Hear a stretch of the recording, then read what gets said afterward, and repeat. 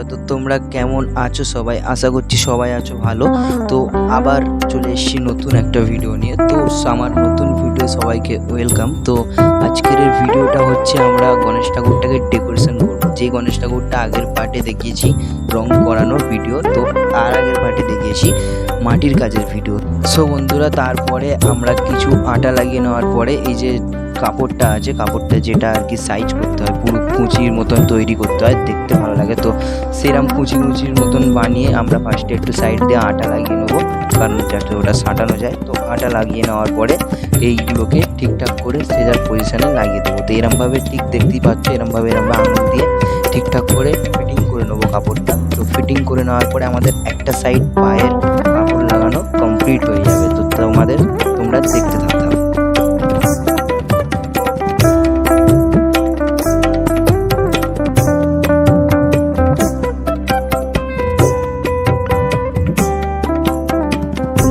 তারপরেই বন্ধুরা চলে আসে গণেশ ঠাকুরের মাথার পাগড়ির কাজ। তো এই যে লাইনটা তোমরা দেখতে পাচ্ছ, এই যে পাকানো করে হয়ে আছে কাপড়টা, এইটা আমরা তিনটে বানাবো।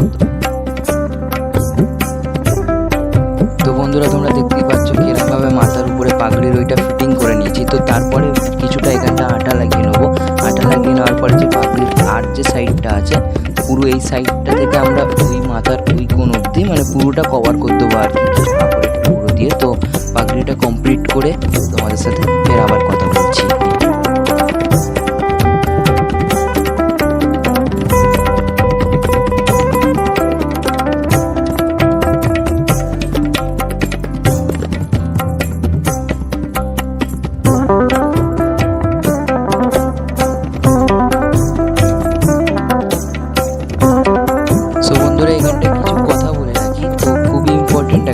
যেটা হচ্ছে এই গণেশ ঠাকুরটা যে তিনটে পার্ট বানিয়েছি আমি, তো তিনটে পার্ট যদি তোমাদের ভালো লেগে থাকে প্লিজ ভালো লাগলে কমেন্টে জানাও, আর যদি ভালো নাও লেগে থাকে আর বন্ধুরা, তোমাদের যদি কোনো কিছু কমেন্ট করার না থাকে প্লিজ কমেন্টে এসে দুটো লাভ রিঅ্যাক্ট দিয়ে যেও, তাতে আমি আরও মোটিভেশন পাবো। তো দেখতে দেখতে পাগড়ির কাজ কমপ্লিট। এবার আমরা বানাবো গণেশ ঠাকুরের যে সাইডে ওড়নাটা থাকে আর কি, সেই ওড়নাটা আমরা বানাবো।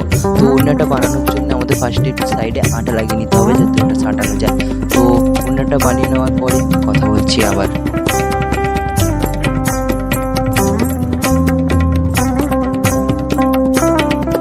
সো ফ্রেন্ডস, দেখতে দেখতে আমরা ফাইনালি পাগড়ির কাজটাও কমপ্লিট করতে চলেছি। তো পাগড়িতে জাস্ট এই যে সাইডের এটা থাকে আর কি, এইটা আমরা লাগিয়ে ফেলবো। তো তোমরা দেখতে থাকো পাগড়িটার কমপ্লিট কাজ।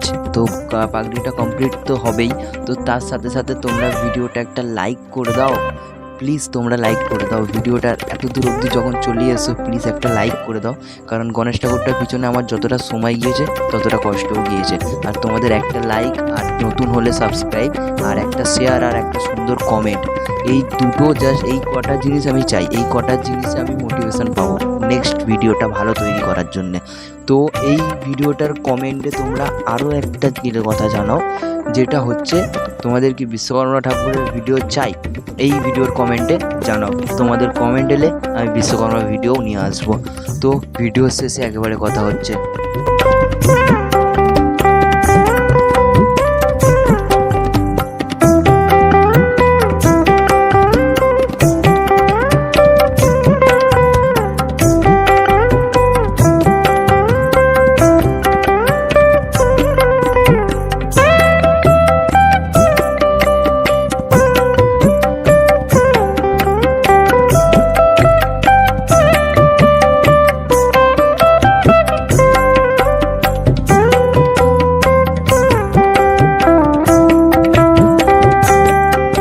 সো বন্ধুরা, যে গয়নাটা আমি গণেশ ঠাকুরকে পরিয়েছি, তো সেই গয়নাটা খুব বেশি ডিফিকাল্ট কিছু না। গয়নাটার মধ্যে কিছু বল চেন, যেটা তোমরা স্টেশনারি দোকানে পাওয়া যায়, স্টেশনারি দোকানে, তো সেই বল চেন আর ফেভিকলাটা আর কিছু স্টোন দিয়ে আমি এটা বানিয়েছি, কাগজের মধ্যে ড্র করে তার মধ্যে আঠা লাগিয়ে এগুলো বসিয়ে কিছুক্ষণ শুকনো করতে দিয়েছি। শুকনো হয়ে যাওয়ার পরে কাঁচি দিয়ে কেটে নিয়েছি। তো কেটে নেওয়ার পরে এরকম গয়না তৈরি করেছি। তো গয়নাগুলো ফিটিং করে নিই। ফিটিং করে নেওয়ার পরে শেষে দেখা হচ্ছে।